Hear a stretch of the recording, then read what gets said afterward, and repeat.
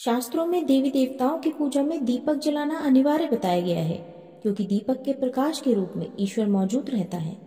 ज्योतिष शास्त्र में हर रोज दीपक जलाने का विशेष महत्व बताया गया है। साथ ही कुछ ऐसे उपाय बताए गए हैं जिनके करने से आप अपना भाग्य चमका सकते हैं और दुर्भाग्य को दूर कर सकते हैं। इन उपायों से घर में सकारात्मक ऊर्जा का प्रवेश होता है और सुख शांति का वास होता है। अनजान डर और शत्रुओं से रक्षा के लिए आपको हर सोमवार और शनिवार को भैरव मंदिर में सरसों के तेल का दीपक जलाना चाहिए।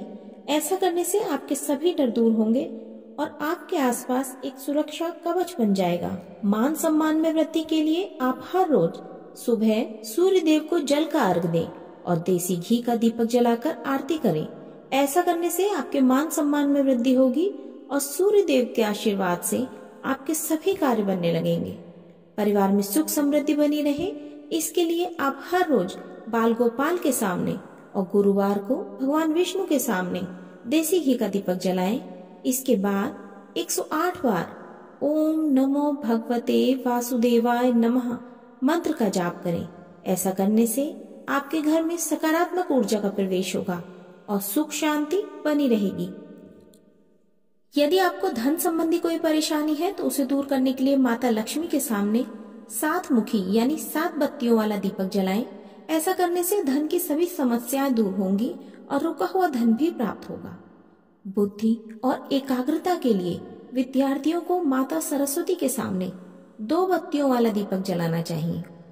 यदि आप अपने घर में हमेशा बरकत चाहते हैं तो इसके लिए आप बुधवार के दिन भगवान गणेश के सामने 3 बत्ती वाला देसी घी का दीपक जलाएं।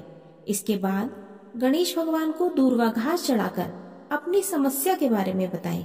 ऐसा करने से घर में कभी भी धन धान्य की कमी नहीं होगी और हमेशा बरकत बनी रहेगी। राहु केतु के दोष से मुक्ति के लिए सुबह शाम अलसी के तेल का दीपक जलाना चाहिए। ऐसा करने से कुंडली में मौजूद राहु केतु के दोष का निवारण होगा। रसोई घर में जहां आप पीने का पानी रखते हैं वहां पर एक घी का दीपक जलाएं। इससे आपके स्वास्थ्य में लाभ होगा और बुरी शक्तियों का नकारात्मक प्रभाव भी आप पर नहीं पड़ेगा। शनिवार को शनि मंदिर में आटे के दीपक में सरसों का तेल डालकर जलाने से व्यक्ति को शनि ढैया और शनि की 7.5 से छुटकारा मिलता है।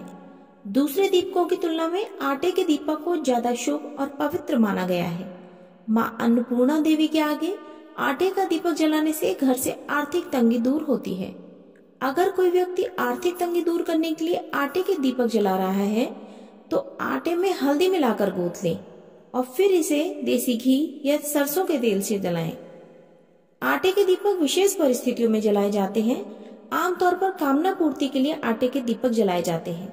इसके लिए आटे के दियों की संख्या हमेशा घटते या बढ़ते क्रम में रखें। जैसे 11 दीपक जला रहे हैं तो पहले दिन 11 दीपक, दूसरे दिन 10 दीपक और आखिरी दिन केवल 1 दीपक जलाएं। इसी प्रकार यदि 1 दीपक से जलाना शुरू कर रहे हैं तो आखिरी दिन 11 दीपक जलाएं।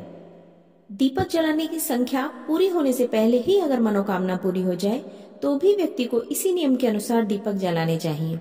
इसे बीच में छोड़ देने से मनोकामना पूर्ति में दिक्कत आ सकती है। इसके अलावा अपनी मनोकामना के मुताबिक इष्ट देव के सामने दीपक जलाएं। जैसे जो लोग आर्थिक तंगी से निजात पाना चाहते हैं वे धन की देवी माँ लक्ष्मी के सामने संकल्प लेकर 11 दिनों तक बढ़ते या घटते क्रम में आटे के दीपक जलाएं। इससे कुछ ही दिनों में आपकी आर्थिक स्थिति में जबरदस्त सुधार देखने को मिलेगा।